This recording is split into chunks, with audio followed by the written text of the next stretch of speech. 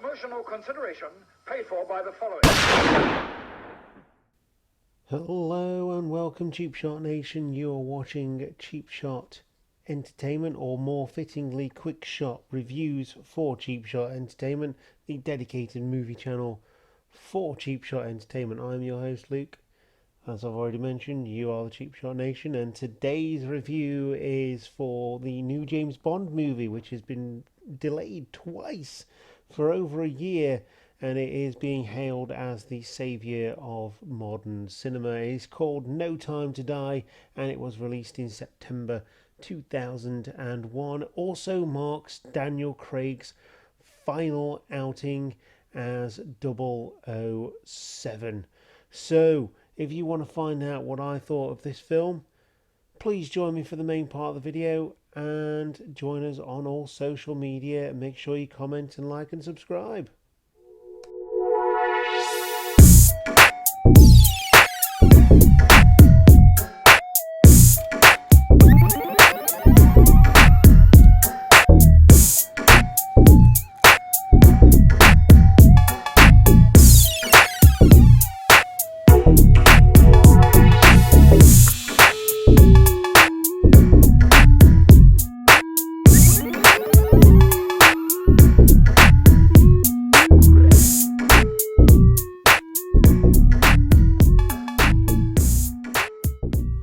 So, No Time to Die stars Daniel Craig as the James Bond 007, although he's not the original 007 at the start of this movie, which we'll get to later on.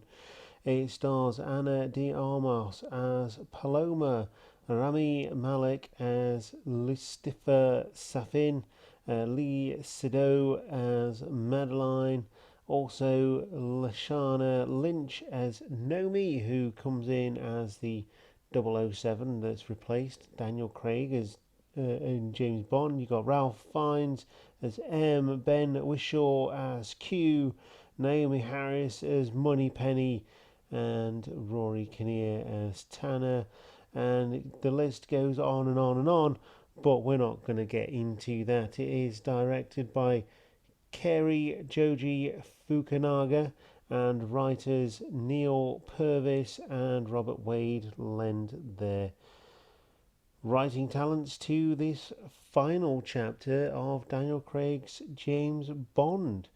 So I'm just going to give you a rundown of the premise of the story. James Bond has left active service. His peace is short-lived when Felix Leiter, an old friend from the CIA, turns up asking for help, leading Bond onto a trail of a mysterious villain armed with dangerous new technology. Of course, James Bond will never stop being James Bond, although, I said this when we'd finished. The film itself has been named James Bond 007. Whenever you see a James Bond poster, it's not James Bond, it is just 007. So it leaves the character open to be absolutely anybody, male, female, black, white, Chinese, you name it, they could be the next 007, depending on what happens. Now that excites me. That does excite me because I think that leaves a lot of things open. But from my point of view in this one, I know I've spoken to a lot of people who absolutely adore this movie, and it is very, very good. It is most likely exactly what it says on the tin. It probably will be the saviour of modern cinema in terms of what's happening with the pandemic and things like that, people not going to the cinema. It was a decent movie. I found it just that little bit boring because there's a lot of drama in it. I'm not a massive fan of a lot of drama in my action movies, unless they can be backed up by a lot of explosions. And there were a lot of explosions. There was a lot of fast cars, and there was a lot of very good-looking ladies. And of course, there's a lot of very good looking men if you're so inclined, or a lady watching this video. So you will not be disappointed.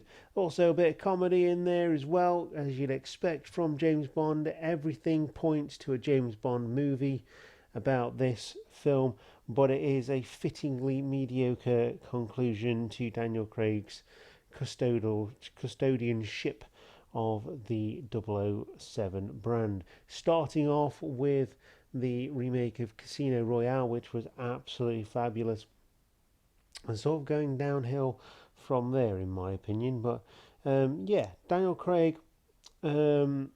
I really like Daniel Craig as James Bond.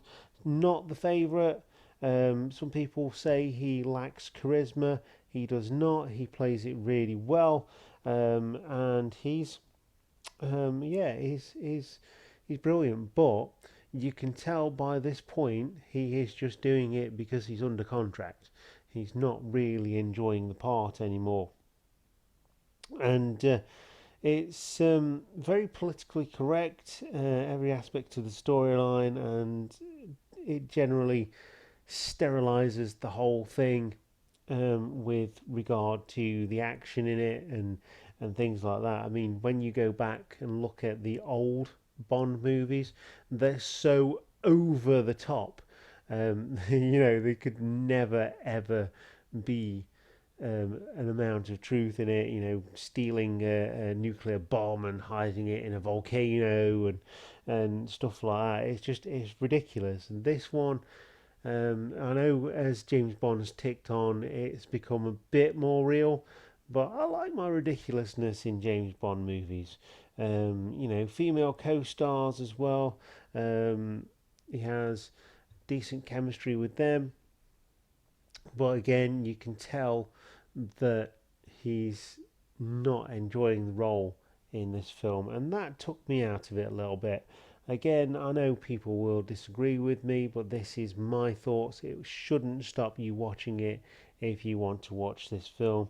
The old Aston Martin is it makes a welcome return with the drop down lights and the machine guns. There's a cool car chase sequence at the beginning, a foot chase sequence as well. And yeah, it's really, really good. And the use of the score as well, Louis Armstrong's All the Time in the World, brilliant callback to retro Bond. Like I say, it may be the single rescue of the cinema. It may be that dramatic, daring car chase at the end of a pandemic that has been ripping through the world for the last nearly 2 years. Let's put that in perspective, people. The pandemic has been with us for nearly 2 years, and it is slowing down, but it's not stopping yet.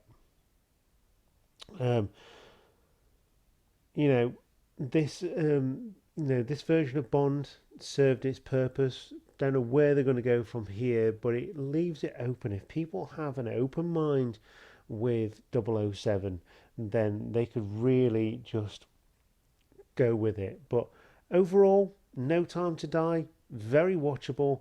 I was quite disappointed with it. I was quite bored in parts, and not to say, like I say, it's not a bad film. I was just bored, and it's not Daniel Craig's best outing as Bond. And I really like Daniel Craig as Bond, um, as far as it goes, and I'm probably uh, the least in the minority there from what I'm reading. Anyway, it has a beautiful finish to this film. Really, just completely ends it right there, leading up to something completely new. I'm not going to spoil that for you, but do go and see it. It is a good film, and I'm sure that if you're really into James Bond, this is a good film for you. So my final rating here for James Bond 007 No Time to Die is a Daniel Craig out of a Pierce Brosnan, because I can. But otherwise, I would say go watch it. it's well worth it. Anyway, let's do some housekeeping. Make sure you join us on all the social media channels that you possibly can.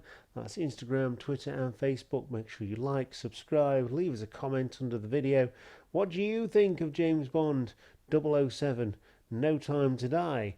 And, let us know what you thought of it, because, we always like to know what you are thinking. Make sure you go and check out the Squared Circle Jobbers as well. Gaming channel, also our own gaming channel, Cheap Shot Entertainment System, Cheap Shot Entertainment, the main channel, focusing on the world of professional wrestling, wacky world of professional wrestling.